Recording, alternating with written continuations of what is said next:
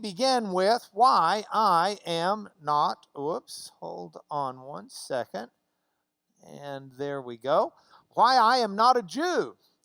And in the process of this, as I was thinking through how to write the lesson and how to deal with it, I realized that it's not just why I'm not a Jew, but I really ought to be saying why I'm not a Jew, or am I? And okay, now we're going to make this go a little bit better. Hold on one sec. Now, in the process of this, one of the most important things that we need to do is we need to get our terminology right. I am a lawyer by trade. And as a lawyer, words make a huge difference in what we do. If a word is defined properly or improperly, it makes a difference in a contract meaning one thing or another thing. It makes a difference in testimony meaning one thing or another thing. So as lawyers, we're taught to zoom in on words, what they are and what they mean. It just comes very natural to us.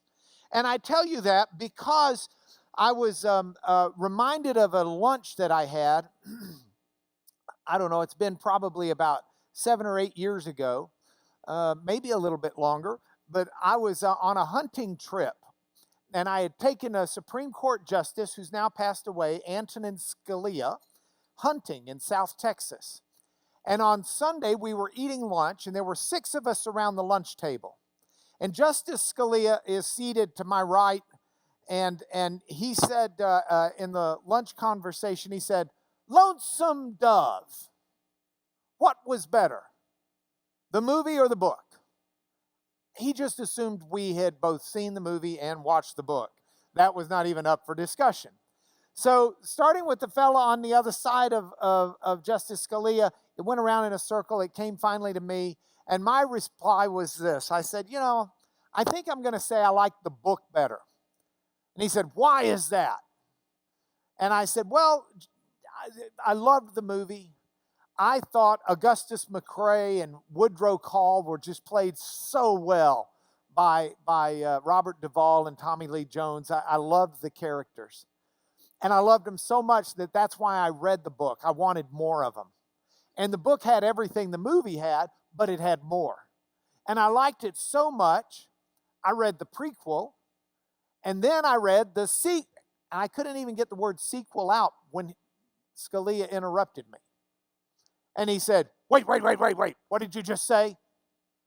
I said, "I liked it so much, I read the prequel, and then he said, stop, prequel's not a word." And I said, "Yes, it is." And he said, no. He said, "That's not a word." And I said, "Yes, it is." And he said, "Well, what does it mean?" I said, "In a series of things, it means the one that came before." And he says, no, it's made up. And I said, "No, I'm not making it up." He says, yeah, because that comes from, the pre part comes from the Latin prefix, which means before, and the quil part comes from the Latin sequitur, which means after. And you can't just chop sequitur in half and take the back half and put it with pre. That doesn't work. Now, Justice Scalia's father was a Latin teacher, so he comes by this a little fair. And I looked at him, I said, "Well, Mr. Latin, it's in the dictionary." And he looked at me and he paused. He says, "I'll bet it's in Webster's Third. That doesn't count as a dictionary." And I said, "No, it's in the Oxford English Dictionary. How's that work on you?"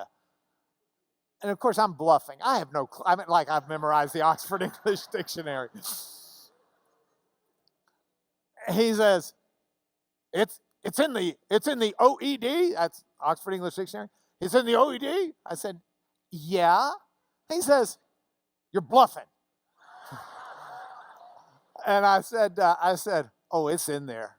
It's just playing the bluff to the end." He says, "Do you know how to do that Google thing?" And I said, "Yes." He said, "You can do that Google thing and we'll find out."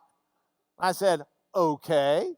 I get my computer. I get hooked up to the internet. No easy feat where we were staying. I get hooked up to the internet, I Google it. It's in the Oxford English Dictionary.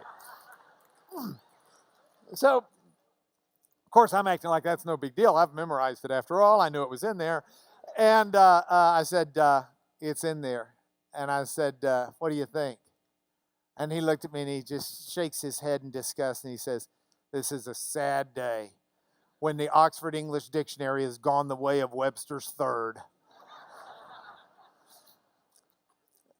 Cut to the chase, after the weekend was over, he got back to D.C., I got back to Houston, but I did a little research and found out the Oxford English Dictionary was actually in the process of doing their 4th edition.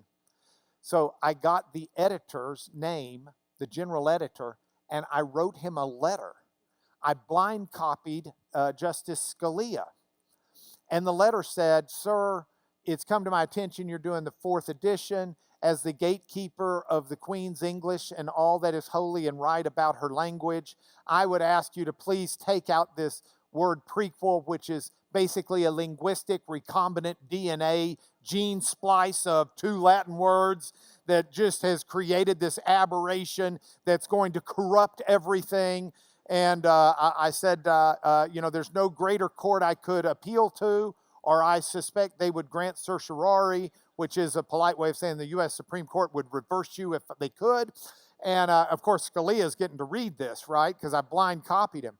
And I get a letter back from the guy. And he says, I'm sorry, I'm not the gatekeeper. I just call it like I see it. The language is in use in the English vernacular, and so it stays in the dictionary. But your letter made some legal sense, and if you write Black's Law Dictionary, you can probably keep it out there. So I took the letter and went up to Washington, D.C., and I was having lunch with Justice Scalia in his chambers, and I showed it to him. He said, you don't have to show it to me. And he grabbed my letter. It was on his desk. He says, I'm writing my own to him. Definitions are very important, and we lawyers tend to take it to an extreme. But having said that, prequel is a word, having said that, I think in the question of why I'm not a Jew or am I, the first thing we got to do is ask a very simple question, and that is, what is a Jew? What does it mean to be Jewish? Now, you might be saying, well, that's a gimme.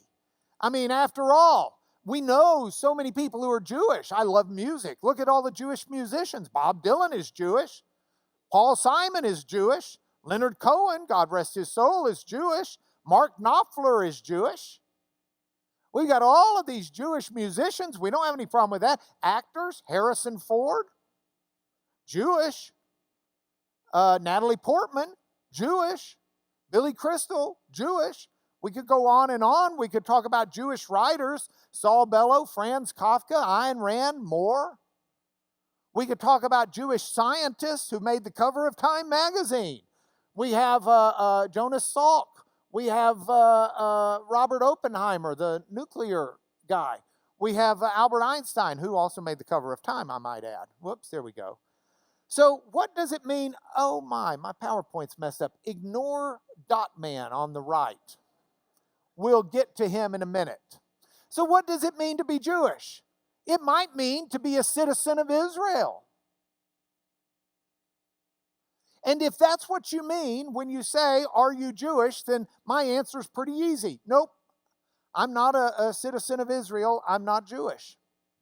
Maybe you mean, are you a cultural Jew? Do you adhere to some of the Jewish culture? Do you keep kosher? Or do you bar mitzvah your son or bat mitzvah your daughter? No, my daughters didn't have a bat mitzvah and my son didn't have a bar mitzvah and I don't keep kosher. I mix milk and meat and the best pizza in the world is one that's got pepperoni on it. And so I'm not a cultural Jew, if that's what you mean. No. Now we get to Dot Man. Some might say, but are you a genetic Jew? Because when they mean Jew, they're not talking about someone who's a citizen of Israel. They're not talking about someone who just keeps cultural Jewish marks. They're talking about someone who is born ethnically a Jew, genetically Jewish. Well, no, not to my knowledge. that generally is considered traced through the maternal line. And I don't think mom was Jewish. And I don't think her mom was Jewish. And I can't find any Jews going back that way through the maternal line in our family, or the paternal for that matter. But even on that, there's questions. What does it mean to be a genetic Jew? Did you know? I'm going to get on a soapbox for a moment. Some people argue whether or not there is a genetic Jew. I believe there is. I believe there is because I believe the idea behind the genetic Jew is that God called Abraham out from Ur. Abraham was one of many Middle Eastern people. Somewhere around 2000 BC, God calls Abraham out of Ur, and he takes him to Canaan, and he ensures that Abraham understands that the land of Canaan is going to be given to Abraham and his offspring. And a promise is made to Abraham. Genesis 15 relates the promise this way. God brought Abraham outside and said, look toward heaven and number the stars. If you're able to number the stars, that's how many your offspring will be. And that promise to Abraham was made multiple times. In fact, it was made so much that Abraham got concerned because he didn't have a kid. And his wife Sarah is well past childbearing age. Way past childbearing age. So they're sitting there wondering, well, how's God going to pull this off? So Sarah tells Abraham, I've got a maidservant, her name's Hagar, go into Hagar, and maybe you can have the offspring through her. Abraham does so. Hagar gives birth to a son, Ishmael. But that wasn't God's promise. God's promise was going to be through Abraham and Sarah. Sarah laughs at the idea, but ultimately gets pregnant and has a son. And Abraham has a son. The son is Isaac, who then is a half-brother of Ishmael. Ishmael's mom is rubbing, that's not a fair way to say it because that's meaning it's her fault. And it's not necessarily that it was her fault. Let's just say Ishmael and his mother were not a welcome presence for Sarah and her son Isaac. So Ishmael and Hagar get sent off. And the Muslims and Arabs will tell you that Ishmael becomes the father of the Arab nation. Meanwhile, Isaac continues, and the promise that God made to Abraham, God makes to Isaac. Isaac has two children, Jacob and Esau. The promise is then made to Jacob of those two children. Jacob has 12 sons. Those 12 sons become the progenitors of the 12 tribes of Israel. Jacob and his family and the 12 sons, they go down into Egypt during a time of famine. Joseph has paved the way for them, one of the sons. While they are in Egypt, the generations continue to breed and to breed and to breed, and ultimately a multitude of Israelites. These are not Jews yet. These are Israelites. There is a difference in terminology. A number of Israelites proliferate in Egypt. Moses ultimately comes, takes them out of Egypt into the Promised Land. Scholars differ on whether they're early date Exodus, which means it happened in the 1400s, or late date Exodus, which means it happened in the 1200s BCE. I'm a late date Exodus guy. So in the 1200s BCE, Moses leads the people through the Promised Land. And the 12 tribes get various territories except the tribe of Levi. The Levites are priests that are dispersed throughout all of the territories. And that's what happens. And Israel continues as this conglomerate, not really a kingdom, but a loose federation of people who are ruled by judges here and there periodically as God calls those judges into that ministry. So this is what it's happened. And at that point in time, the people decide, hey, we want a king like everybody else. God says, tisk, tisk, you shouldn't be doing this, but the people are insistent.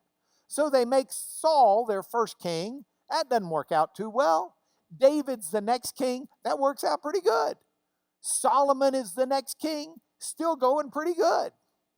Solomon dies, and the 12 tribes, the kingdom of Israel, is divided because not all will follow the son of Solomon as king. So Rehoboam and Jeroboam take different parts of the kingdom. The southern kingdom is basically the tribe of Judah. It's got the lands of Simeon and Benjamin, but they're really minor players.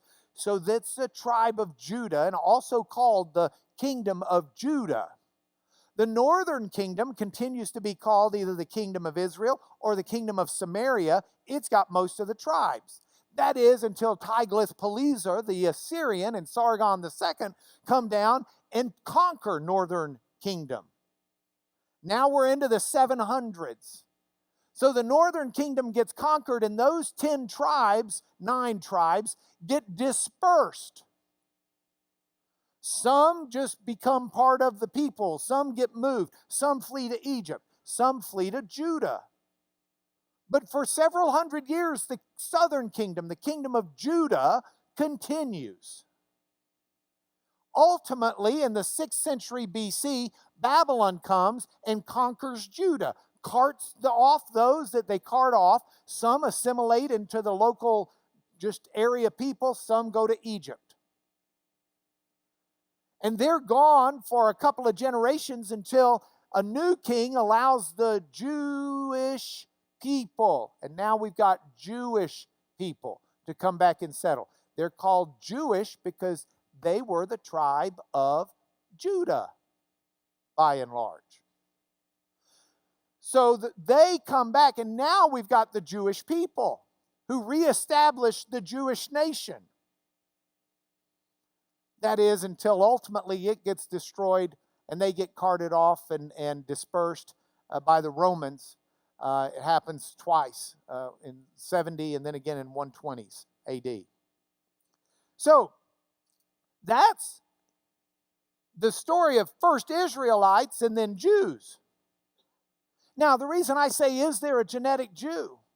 We know that biblical story, but there is a huge movement in the world trying to destroy the truth of the biblical story.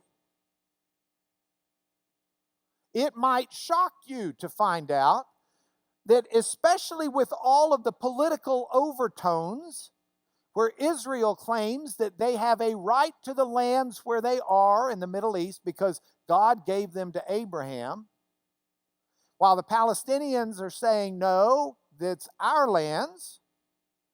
With all of the political tension, it might not surprise you to find out that there are people who deny Abraham even existed. They deny whether Moses existed. They deny whether the Exodus took place.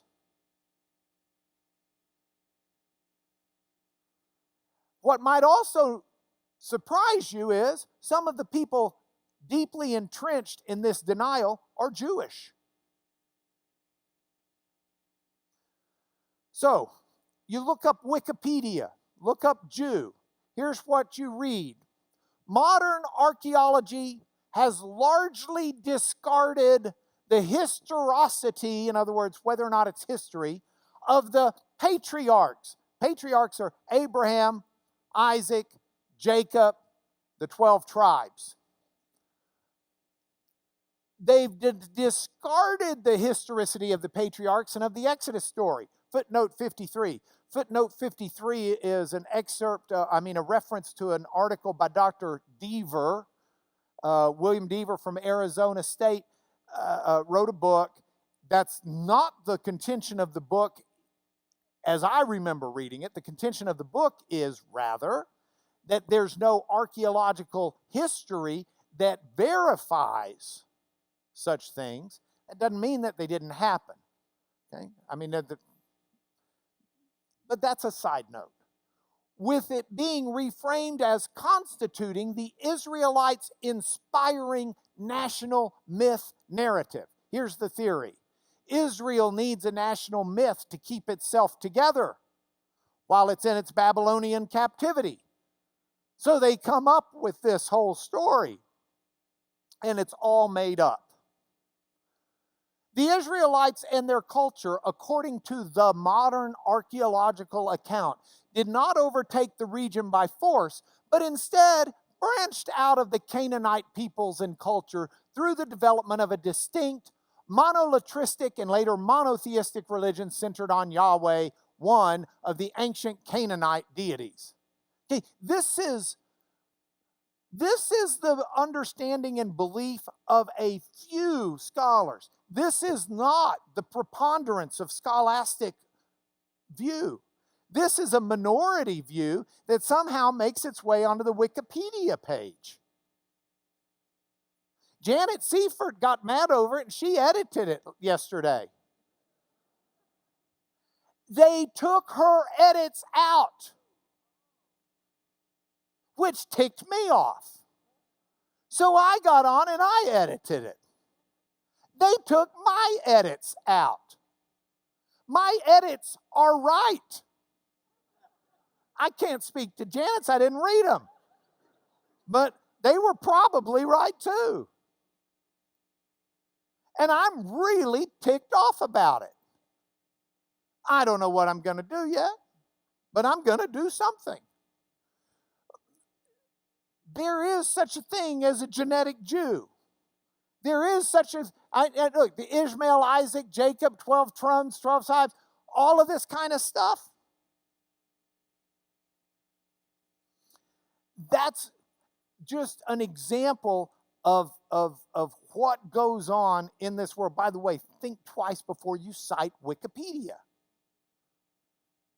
I mean, this is just outrageous to me. Here, that's called the Merneptah stela. S-T-E-L-E, stela. A stela is a carved stone. Merneptah was a pharaoh of Egypt. And after some of his adventures where he has some accomplishments, Merneptah has this stone carved on his behalf 1208 BCE. Now this isn't something we just made up. Sir Flanders Petrie is the very first preeminent in the modern age archaeologist, Egyptologist. He discovered this in the late 1800s. It's in the British Museum, the Cairo Museum now, in Cairo. I've seen it. You can see it if you go there. I mean, this is not open for debate. 1208 BCE. 1208 BC, Christian language. That is when this was carved. That's Merneptah's victories. Here's a segment of it. I don't know how well you read your hieroglyphics, but I know it's a little fuzzy, so I've put it down here for you. That says Israel. It's our oldest archaeological recognition of the name of Israel. 1208 BC, Bronze Age culture. Israel is recognized. See the three little hash marks down there below the two people? That's designating in Egyptian speak a confederation of peoples as opposed to a kingdom. It's a collection of peoples, Israel. It stands in contrast to the line before, which talks about Ashkelon, the kingdom, Gezer, the kingdom. If there was a ruler, it gets a kingdom designation. If it's just a bunch of loose people, it gets the people of designation. Israel were a bunch of loose people. That's the biblical account, by the way. In the promised land, Canaan, which is where Merneptah came up against them. I mean, that's there. It just is. Israel is laid waste and his seed is not, is what the line actually says. Now, some scholars want to come in and say, well, You would normally read that Israel, but let's read it as something else because we don't think Israel existed then. Well, okay, but you're making that up. I mean, it reads Israel. That's the Egyptian way you would write Israel.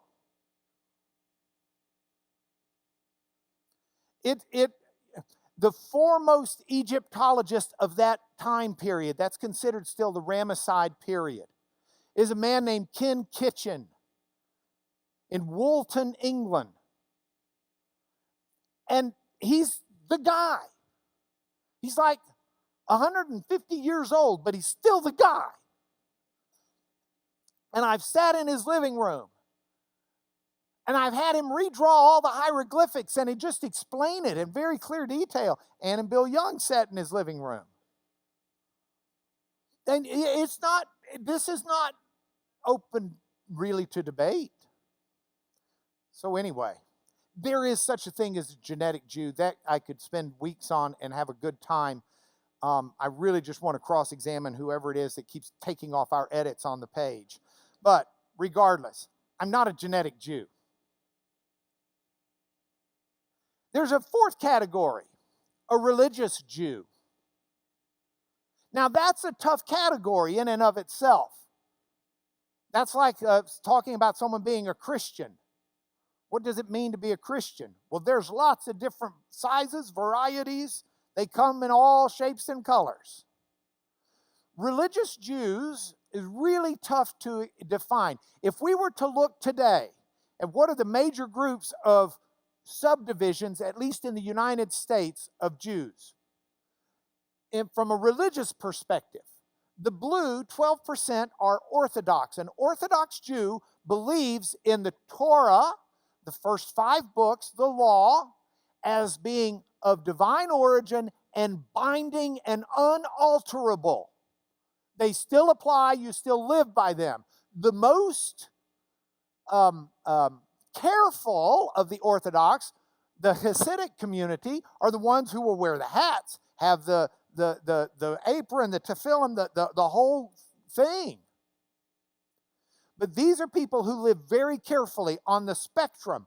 If you go to the opposite end of the spectrum, the 41% are Reform Jews. Reform Jews find the ideas in the Torah important, but not the actual practices. It's kind of the ideas are ones that we reinterpret into today's culture. And then in the middle are these conservatives who are a little more careful like the Orthodox, but also a little more carefree like the Reform. That's my language, and I don't mean to be insulting to anybody on any of that. I have dear friends truly in each of these camps, except the Orthodox camp. I know Orthodox Jews, but I'm not as close to them. Now, the conservatives might keep kosher. They'll bar mitzvah, bat mitzvah, although some of the Reform will as well. They'll keep some of the law, but they're not as persnickety about it all. So what about that? Well, those are some of today's sects. You can still see that 18% are other. There are Messianic Jews, completed Jews, that worship, that are Jews, that follow Jesus as Messiah. Now, if you go back 2,000 years and look at the Jewish sects, they were a little bit different. In first century Judaism, you had Pharisees. The Pharisees came out of the movement that happened when, after Alexander the Great conquered a lot of the world in the 4th century BCE, a lot of the world became Hellenized, which is a fancier way of saying Greekized. They just became, they took on Greek culture and Greek ideas, and the Greek language became the language of the day. Even in Israel, that became an issue. And they tried to abolish the monotheism and the Jewish religion and substitute for the Greek religion. And the Maccabee brothers stood up against this and revolted and threw off the yoke of the ruling authorities and kept Judaism pure. And the Hasidim, the people who fought to keep the religion of Israel pure, are the forefathers of what by the first century are called Pharisees. There's the sect, S-E-C-T, of Pharisees. The word for sect in the Greek is heresis. So this is the heresis, the sect of the Pharisees. They weren't the only sect. They were hardcore. That was Rabbi Paul, the New Testament Rabbi Paul who becomes the apostle. Then there were the Sadducees. Now the Sadducees, they were kind of the rich hoity-toity ones. They were the ones who administered the government, by and large. They were the ones who were in relationship with the Romans. They didn't believe in an afterlife like the Pharisees did. They wouldn't go with anything beyond the first 5 books of the Torah. They are another sect, heresis, of the time period. You can read about them, of course, in the New Testament, but you can read about them in Josephus. He is the Jewish historian of the first century who wrote the histories of the Jewish people. There was another sect called the Essenes. They were off kind of by themselves. A lot of scholars believe they were the community that put together the Dead Sea Scrolls in Qumran. But the Essenes were kind of this really ultra-careful community, basically just of men, and basically that means you die out. There was a fourth sect of Judaism in the first century called the Nazarenes, also called the Way. In Antioch, by the middle of the first century, they get called Christians because they followed Jesus of Nazareth, understanding him to be the long-awaited Messiah. So this becomes, in fact, if you look in Acts 24, 5 and 14, I don't want to get lost time-wise, so I'm just going to leave it. You can research it. You can read all of this in the lesson if you want to download it. I've written this and more. But you can read in there that Jesus' followers are called a heresis, a sect. Just like the Pharisees, just like the Sadducees, just like the Essenes. It was a fourth group of people, and there were a lot of them. A lot of first century Jews were absolutely convinced that Jesus was Messiah. By the way, Hebrew word Messiah, that's our anglicized version, Mashiach, translated into Greek becomes Christos, or Christ. Jesus, his last name was not Christ. Wasn't even his middle name. That was a title that was given to him by the Jewish believers who saw Jesus, Yeshua, as Mashiach, as Messiah. So, within the context of all of these different views, how do we decide what a religious Jew is so that I can determine, am I one or not? Well, here's what I decided to do. Maimonides was Moses Maimonides. What a great first name, Moses Maimonides, was the preeminent medieval Jewish scholar. He lived in the 1200s. He was, or died in the 1200s. I think he was born in the 1100s. He was a philosopher. He was a doctor. In fact, read some of his doctor writings. He wasn't a half-bad doctor for 1200 AD. And he was a rabbi.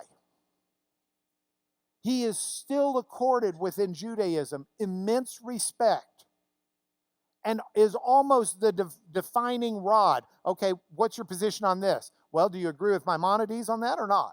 Do you agree with Maimonides on that or not? He's the source, if you will, from which others measure where they sit on the theological spectrum. So Maimonides gave out 13 principles of faith. These are the 13 principles that set you apart as being Jewish, according to Maimonides, a religious Jew. And I decided to take those 13 principles and look at them and determine, am I a Jew or not, from a religious perspective? So let's look at them. Principle number one, by the way, if you're looking at your watch thinking, E, 13. He doesn't have but about 12 minutes to go. That's not even a minute of one. And I know Lanier, he can't go that fast. Or at least he won't. You're right. We're not going to cover all of them today. We'll cover a couple, and we'll continue on this next week, God willing. Principle number 1. The first principle is belief in a creator, a being who is himself complete in existence and who caused all that exists.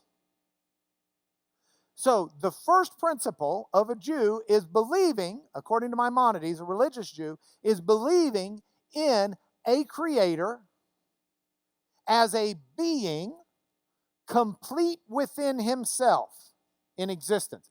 Didn't need anyone else to become complete. Didn't need anything else to become complete. Is complete and a total within himself. And who caused then everything that exists. This is automatically different than the Hinduism and the Buddhism that we've looked at that says that God even exists within all of the things created. This is against animism that says God's in the wood that's on the stage. It says God is an entity within himself. That's the first principle. I agree. I don't fuss with that one at all. That's the teaching of the rabbi/apostle Paul in Ephesians 3:9, in Colossians 1:16 and 17. Let's look at those for just a moment and see if that's not real consistent.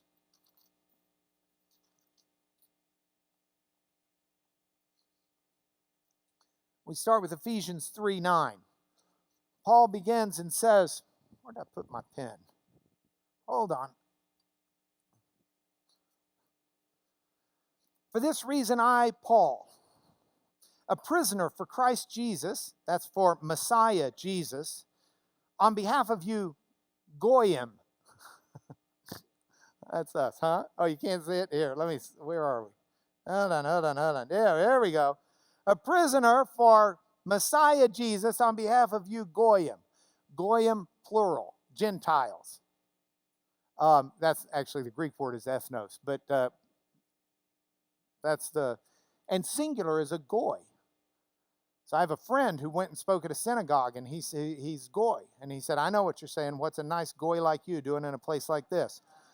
For this reason, I, Paul, a prisoner for Christ, Messiah Jesus, on behalf of you Goyim, you Gentiles, assuming you've heard of the stewardship of God's grace that was given to me.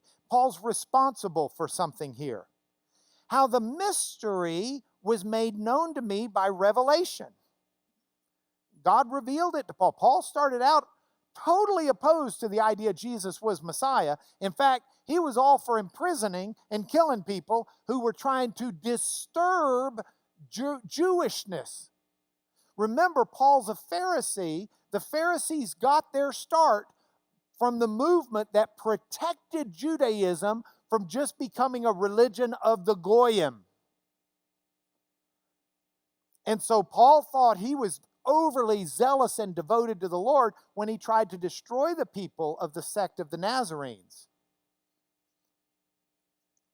But God met him on the road. He does a 180. When you read this, you can perceive my insight into the mystery of the Messiah, which was not made known to the sons of men in other generations, as it's now been revealed to his holy apostles and prophets by the Spirit. It's the Spirit of God in the Old Testament that's constantly revealing the will of God and the Word of God to others. This mystery is that the Gentiles are fellow heirs, members of the same body. Now look what he says. Of this gospel I was made a minister according to the gift of God's grace, to preach to the Goyim, to the Gentiles, the unsearchable riches of Messiah, and to bring to light for everyone what's the plan of the mystery hidden for ages in God, who created all things. God created all things. It's a mystery that existed within God. God had complete and total existence within himself. Weigh this with Colossians 1:16 and 17, where the same Paul is writing. Yeah, that's not the passage I want.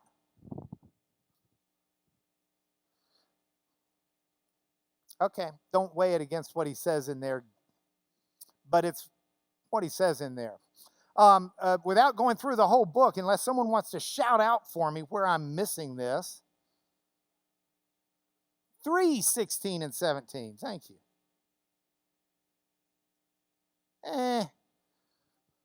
What? Look, we don't have time. It is 1:16? Oh, I'm in Philippians. Okay, I started to say, golly. I mean, I really thought I remembered this. Yes, this is it. Thank you. And it starts in verse 15. Colossians 1. Boy, I felt like an idiot. He is the image of the invisible God, Jesus. The Greek word for image is ikonos. He's the icon. He's the image of the invisible God. Firstborn of all creation. Firstborn not in terms of he's born first like a race, but the preeminent, the highest, the top, the creme de la creme of that's ever been born. For by him all things were created, in heaven and on earth, visible and invisible, thrones, dominions, rulers, authorities, all things were created through him and for him. He's before all things. In him all things hold together. And that's what Maimonides says of God. I believe that to be true. If we go back to the PowerPoint, I believe in the first principle. I'm so far 1 for 13. Look at principle number 2. The second principle centers on the unity of God, that God is one.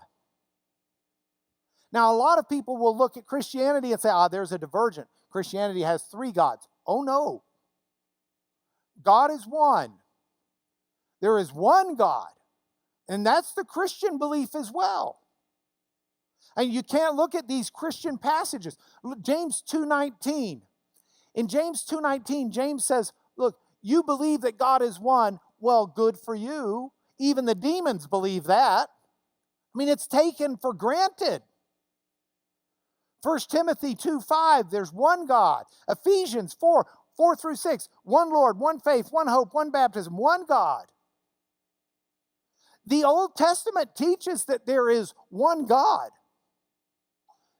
The Shema Yisrael, Adonai Eloheinu, Adonai Echad, Hear, O Israel, the Lord your God, the Lord is one. That hasn't changed. The Christian belief is that God is so hard for us to understand. God is not a supersized human. God is not a supersized human where we think of him in human terms. God is something so far beyond what we are that he's got to speak to us in language we can understand. And so he speaks to us in a way that lets us know, number 1, God is one.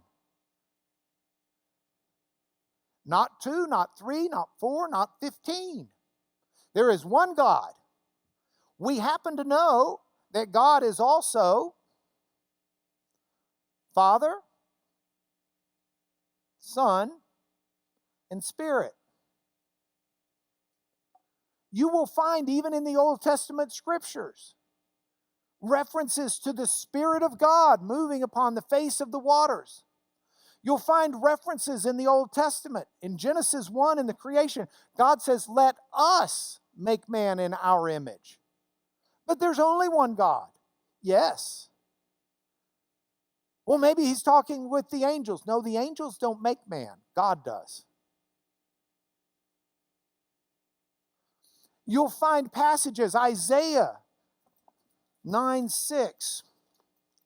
Now I'm paranoid to even go to a passage, like my brain's not right. Look at this. Isaiah, Old Testament prophet, revealed by the Spirit of God, for to us a child is born, to us a son is given, and the government shall be upon his shoulder, and his name shall be called Wonderful Counselor, Mighty God, Everlasting Father, Prince of Peace. Of the increase of his government and of peace there will be no end, on the throne of David and over his kingdom, to establish it and uphold it with justice and righteousness from this time forth and forevermore. The zeal of the Lord of hosts will do this. The Lord of hosts is going to give us a child. A child will be born, and he will be mighty God. But there's only one God. Absolutely. That's the scriptural teaching. God is one. God is Father, Son, and Holy Spirit, and these are not the same. And yet they are one God. And it's hard for us to understand, but shouldn't it be? I mean, do we really think that we should understand the nature of this being God? Now, we'll tell you something else. If we go back, principle number 3 is an important one here as well. God is spirit, not flesh. God's not subject to the things that affect bodies, such as movement or fatigue. When the Bible speaks of God in physical terms, walking, standing, etc., it's a metaphor. It's using the language of people. Amen. Oh, I agree with that. Jesus said the same thing in John 4. He's met the woman at Samaria, and the woman at Samaria is debating with Jesus. Well, where do you think we should worship? You Jews say we should worship in Jerusalem. We think on Mount Gerizim. What do you think? Jesus' reply is, woman, you got it all wrong. God's not a physical being who's going to show up on one hill or another. God is a spirit, and we worship him in spirit and in truth, regardless of where we are. God is a spirit. When Paul writes about Jesus in Philippians 2, he says for us to have the same attitude Christ had, who, although he existed in the form of God, did not regard equality with God a thing to be grasped, but emptied himself, taking on the form of a human. And there is a God, one God, and somehow that God has to speak in our language for us to understand. So in our language, for us to understand, sometimes he talks about the heart of God. God doesn't have a beating heart. Actually, the Hebrew word is referencing his stomach, his bowels. That's where the feelings were for the Hebrews. But we translate it heart generally. When it talks about God saying, I've engraved my people on the palms of my hand, God doesn't have a hand with a palm. He's a spirit. He's speaking in terms that we can understand. It's no different when he says that he is one.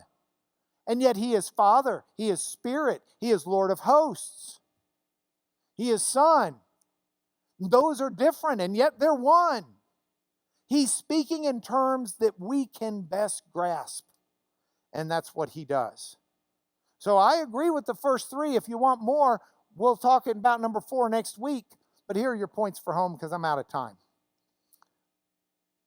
The passage I just quoted from Philippians 2. Have this mind among yourselves, which is yours in Christ Jesus, who, though he was in the form of God, did not count equality with God a thing to be grasped. But he emptied himself by taking the form of a servant and being born in the likeness of men.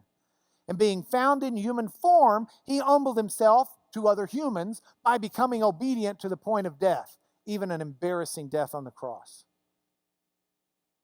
That's an amazing story. And I see all of us at times trying to build God into our image. Well, we want a God who's this way, or we want a God who's that way. Surely God's this way. I can't imagine he'd be anything otherwise, because this is what makes sense to me. Eek. I need to be a little more humble, recognize God is who God is, and not who I want him to be. God is spirit, and those who worship him must worship him in spirit and in truth. God is greater than I know. I mean, I can't draw a spiritual being for you. I can't define what they're like. I can't take a spiritual being and tell you where the borders are. I don't have the ability to understand, much less speak to you about what it means to be a spiritual being. I just don't. I'm living with what I got. This is the vocabulary I've got. These are the experiences I got. I'm doing the best I can, and you're doing the best you can. But God is greater than we know. And finally, for unto us a child is born, a son is given. The government shall be upon his shoulders. He'll have his own kingdom. His name will be called Wonderful Counselor. He will change who you are and how you live. Mighty God, Ruler, King of Kings, Lord of Lords, Alpha and Omega, Everlasting Father, Prince of Peace. I need all of that. I want to give God all of his titles. I don't want to diminish him. So far, I'm 3 for 3. We got 10 more to cover next week on Am I a Jew? Or Why I'm Not a Jew, ... or am I? So thank you. Can I bless you real quick before you leave? The Lord bless you and keep you, and the Lord place his countenance upon you, and be gracious to you, and lift you up before him. I pray these things in his name. Amen.